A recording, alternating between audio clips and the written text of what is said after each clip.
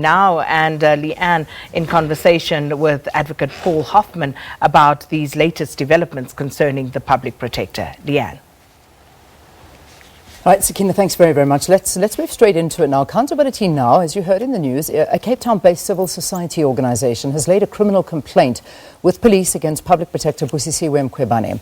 Now, a fortnight ago, the organisation wrote to the Legal Practice Council calling for Mkhwebane to be struck off the roll of advocates.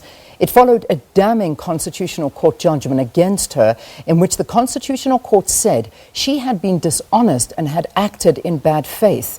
Advocate Paul Hoffman SC is a director of Accountability Now, and he joins us via Skype. Advocate, thanks so much for your time. Welcome to Morning Live.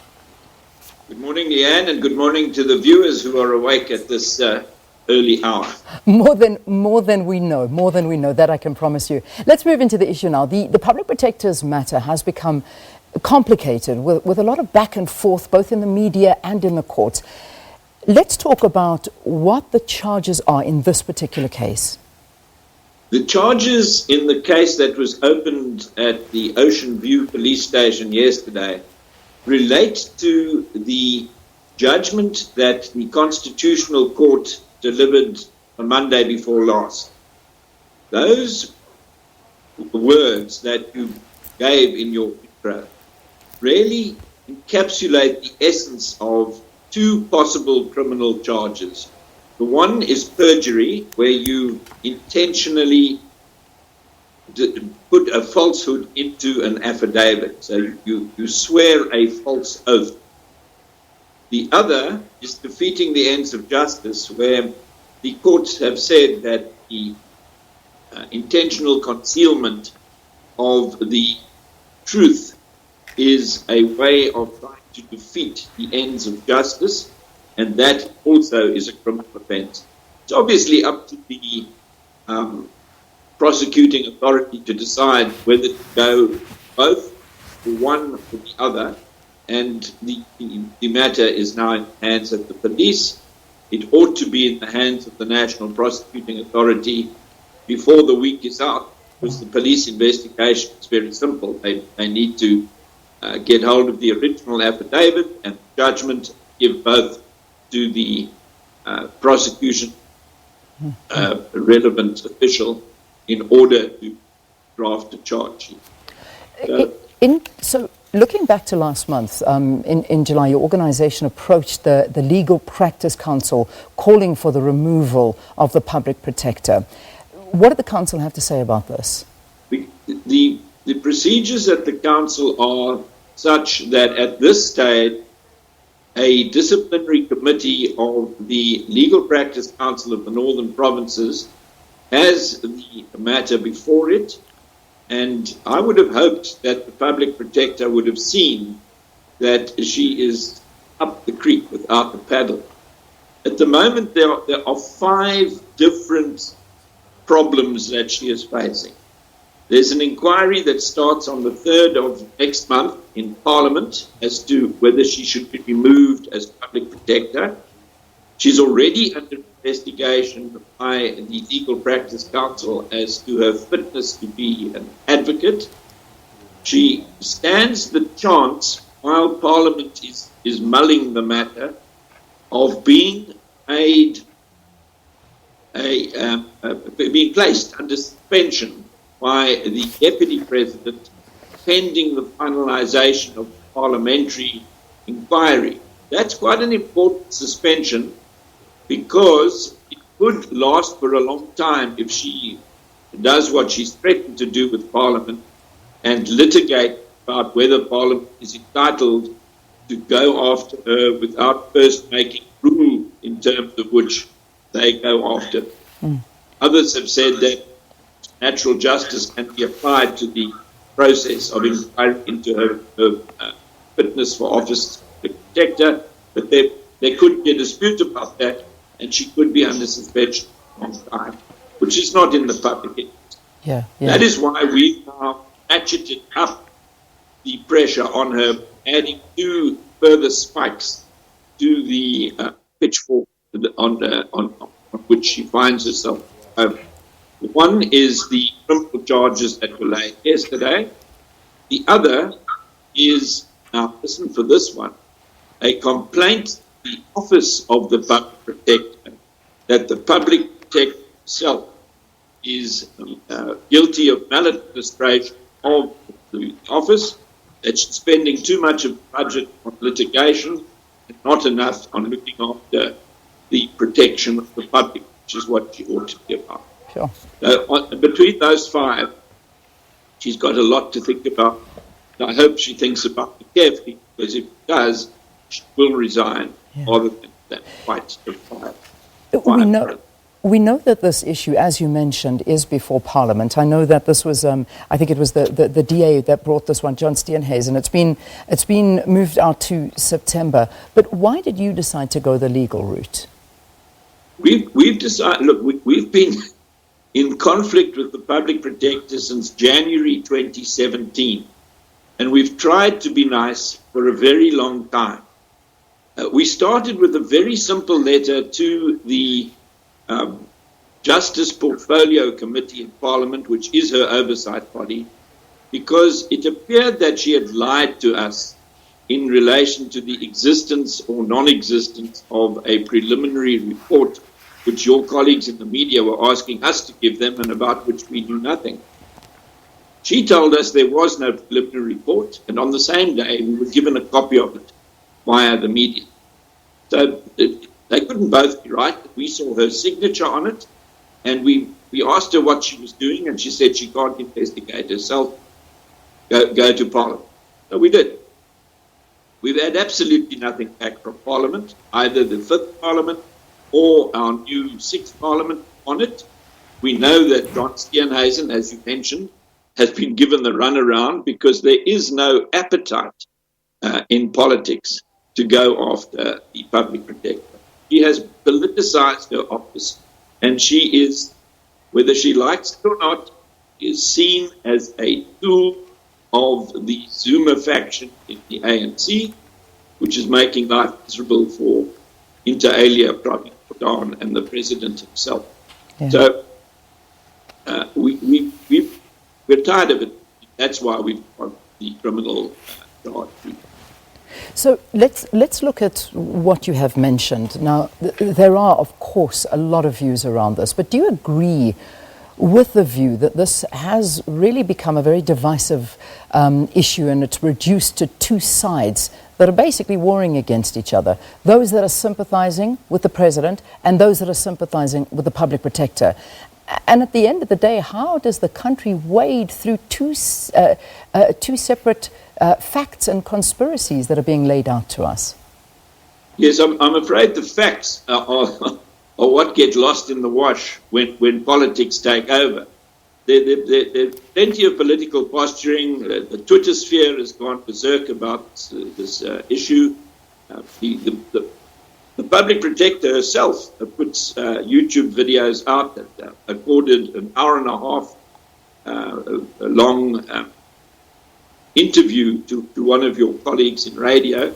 It really is unfortunate that the legal niceties of the matter are being trampled in the war that is going on a political level. This is not a political office. It is an institution created in the Constitution, which had as its mandate the protection of the public against maladministration of affairs of state and in the public administration. And somehow or other, Busisiwe Mkhwebane has turned it into something different.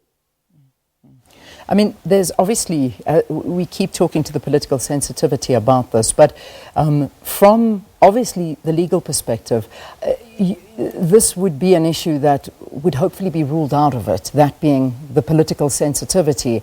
And this would be a true test, once again, of the independence of the judiciary, would it not be? Yes, it's going to test the independence of the Legal Practice Council. It's going to test the objectivity of the Parliamentary Committee. And obviously in a criminal trial that relates to the perjury and defeating the ends of justice, it is going to be necessary for the prosecution service to prove beyond a reasonable doubt that she indeed did commit perjury or did the ends of justice in the way that she went about defending herself against the adverse costs award which the Reserve Bank against her. Yeah. It's not a pretty situation, I agree with you. It certainly isn't, because the Office of the Public Protector is a very important institution. It really is. Now, you know, this current situation that we find ourselves in right now, with every avenue and these warring factions that we've been talking to during the interview, as well as these legal issues that are facing the Public Protector, and hence the office and the reputational damage of the office as well. What repercussions are there on the country? I think that it's the public that will suffer the most. Already, with the increase in the number of review proceedings that are commenced after she delivers a report, as you see on the screen now. The Public Protector's budget is under stress like every other budget because the country is short of money at the moment. The Public Protector is one of 6 Chapter 9 institutions that were put in place to support constitutional democracy, not to become a tool in faction fighting that goes on in the ANC. And accordingly, it is the public that is going to suffer the most if the Public Protector is allowed to make a fruit salad out of her fitness for office. Mm-hmm. Advocates are not allowed to lie on oath. She has been found to have lied on oath. She should be struck off the role of advocate. She is only the Public Protector because of her position as an advocate. Yeah. The criminal case really is not going to be a difficult one to prove, because there is a finding of the highest court in the land that she was dishonest about. Yeah. The Public Protector can be removed from the office of Public Protector because of misconduct, because of incompetence, and because of incapacity. And I'm afraid our Public Protector, who's become completely delusional about her role and her place in the hierarchy of society, is guilty of all three. She cannot lie. She cannot do her investigations on a basis that is not contemplated by her empowering legislation, and she cannot make delusional sounds about the role of the court versus her role. She seems to think that she's a judge. She's not. She is an investigator. There's something that you said which I want to question, Advocate. You call her delusional. Why? What makes you say that? Because she seems to think, according to some of the interviews in the weekend press, that she ought to be afforded the same privileges that judges are afforded. Well, she's not a judge. Judges adjudicate disputes that are brought to them. Public protectors investigate, report on, and give remedial action in very limited jurisdiction. The public service and the affairs of state are the fields in which the Public Protector's Office works.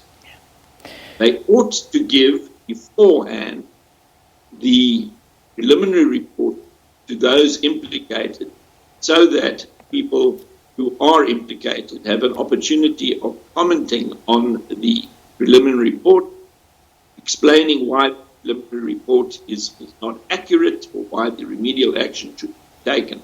That never happened to the judge. It's not done.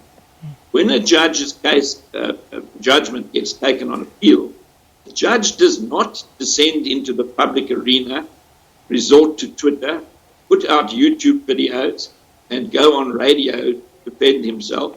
He sits quietly and allows the appeal process to work its way out. That is why she is not a judge, never will be.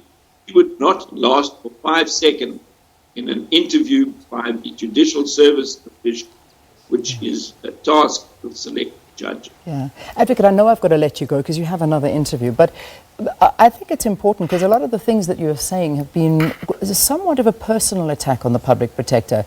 Does sound a bit personal. The Public Protector is the one office in the Chapter 9 institutions where a person is the Public Protector. The Human Rights Commission has a chairman. The Gender Commission has a chairperson, no doubt. The IEC also, there is not an individual in charge. It doesn't have that ombud quality of a single person heading up an office. So it's very hard not to be personal about it. And I'm sorry if I'm coming across as having run out of patience with Busisiwe Mkhwebane. But we've been at it since January 2017, when I was still quite a young man. And we've got exactly nowhere with her because she simply does not seem to appreciate that hers is an institution supporting constitutional democracy and not the opportunity of playing politics. She has done far too much. Yeah. All right. Advocate, we have to leave it there. I know I've got to let you go. Strict instructions, we've got to be done just before 10:02, and it's 48 minutes past 6. So timing is of the essence. Accountability Now Director Paul Hoffman SC, thanks for joining us. He was explaining why the organisation has laid a criminal complaint asking the police to investigate Public Protector Busisiwe Mkhwebane, and he's hoping that this will be in and handed over to the NPA by Friday. All right, let's take a break. We'll take a look at the front page.